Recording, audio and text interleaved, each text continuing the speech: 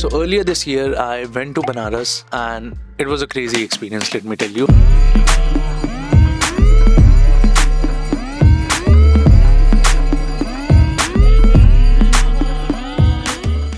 And I never made a video on how my street photography went in Banaras. I made a different video on Banaras, and if you haven't checked that out, I'll put the link in the description. But talking about street photography, Banaras is known as the paradise for street photographer, and when I reached Banaras, I could see why. Because there are people all around you and there's things happening all around you. There are a lot of activities all around you, and the best part, the city never sleeps. Because I explored the city in the day, in the night. I went in summer, so I avoided afternoons, but in the night, in the early morning, I completely loved how this place was. And in this video, I am going to be talking about how my street photography went in Banaras. And just to make this video a little more interesting, I will be taking you guys through my approach towards street photography when I'm in a new place. And this might help you to give an idea of how I'm on the street, what is my thought behind clicking a photo, how I plan my trip, and whatever things I do. And with that, let's begin the video.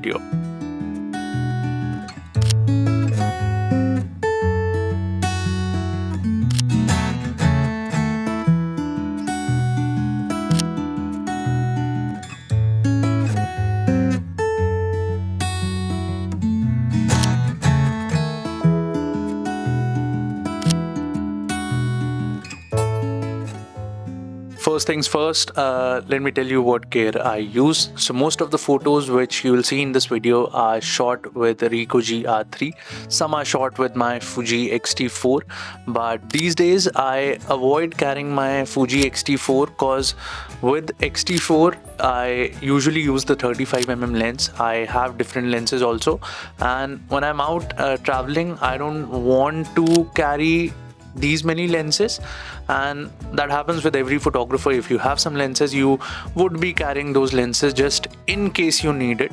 But I avoided the X-T4 most of the time just for videos I was using. So Ricoh GR3 was the camera I had all the time, and this makes it little easy also to explore the city, because I was walking like 10-15 kilometers a day.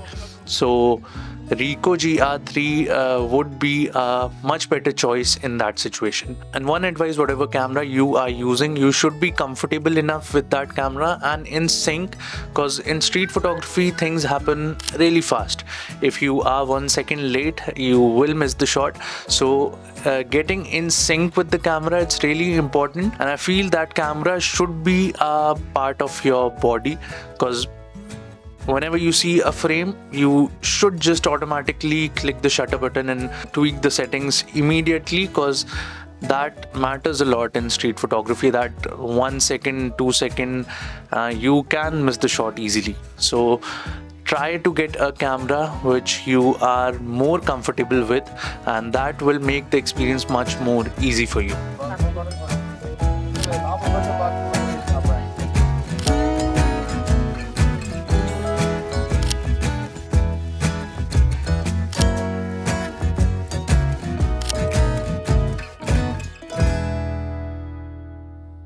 Now, talking about the planning. Whenever I am visiting a new city, I try to plan my trip in a very simple way. And the first thing I do is, when I reach to a new city, a couple of days I keep aside just to explore the city, just to get around the city and know the city a little more. And the best way to do is to talk to locals, find out different spots which you can find. And I was lucky enough in Banaras, I made some great friends, so they advised me and told me about great places. So that was a easy step for me. But a little hack is, when you are exploring the city, take out Google Map and pin the locations which you like and want to come again, because that makes it much more easier to find and locate locations which you thought of taking a picture at. I try to not focus much on photography. I try to be a traveler, a tourist, and explore and talk to people, because that gets you in sync with the city, I feel.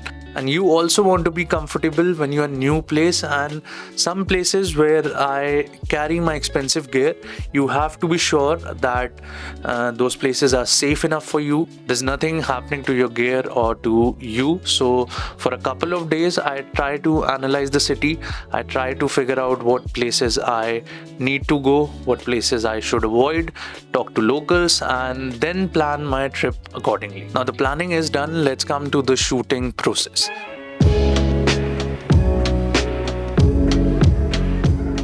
So the first thing I always keep in my head before shooting is not to put pressure on myself to get a good shot, because sometimes we feel like we are in a new place, we have like a limited amount of days, and we try to put pressure on ourselves to just get the shot, just get the best shot or copy some shot that we saw from that place. And that I feel is not right in terms of it might hamper your creativity, it might put pressure that might also drain you and end up not getting you a good shot. So don't put pressure on yourself, just be a little casual, shoot, and if you get it, you get it, and if you don't, you don't. There's nothing you're losing here. And there are many people who ask me that they don't get good frames when they are on the street.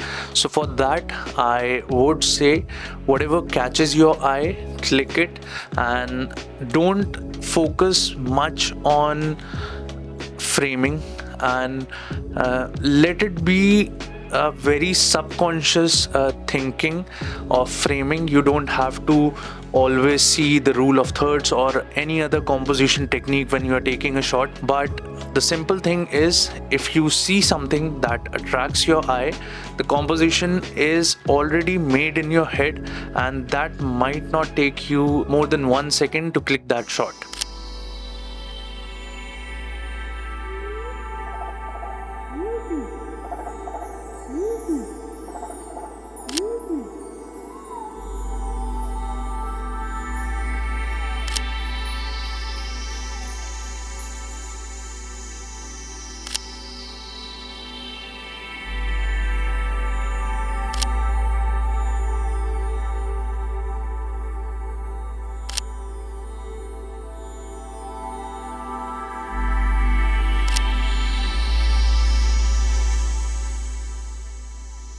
So don't focus on clicking shots, but be a good observer, because till the time you don't observe things, there's no point taking shot of anything. So be a good observer. If you find something that you like, click it, and if you don't find something to click, don't click it. It's as simple as that. And I see many beginner street photographer doing this mistake. They take street photography in a very different sense, but street photography is all about observation. The more you observe, the more things you are able to see all around you, and you just have to click that. It's not about what camera you use, what's your framing technique. It's all about what your eye sees, and that camera is just a way of capturing it and showing it to somebody else. So don't focus just on clicking picture, but be a good observer. And also, I've made a detailed video on how to improve your observation skills. So if you want to see that, I'll put the link in the description.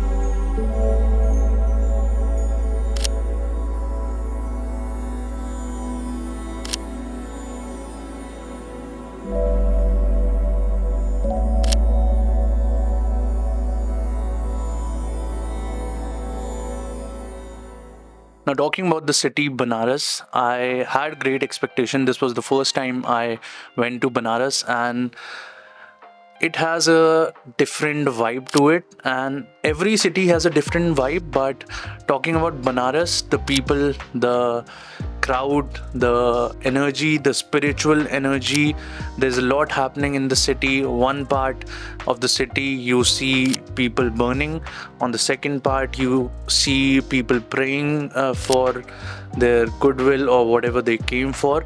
So there's a whole lot of diverse people in the city, and you feel that, and I feel that thing makes the city much more interesting and makes you to know more about this city.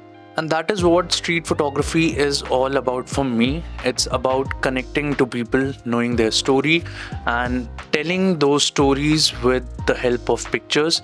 Whatever things I see, whatever things I feel, I try to portray them in a picture. And yeah, this is how you should approach street photography, instead of just clicking random pictures and just for the sake of posting on Instagram. Now, the next thing which I'm going to be talking about is how I edit my street photos. Now, just to begin with, I don't edit my images that heavily. I just take care of the basic adjustment. I see a frame, I like it, and when I come to my house, there's a whole different story if I change the frame. So it's really important to frame the image correctly in the post, because sometimes there are empty spaces which makes the image look not that appealing. So you have to care about that, and there are different sorts of ways you can frame the image after you click it. So focus more on reviewing your images and seeing what thing could be taken out from that, because sometimes we skip seeing the main part and focus on some other thing, but within an image there is another story which we have to catch and frame the image accordingly.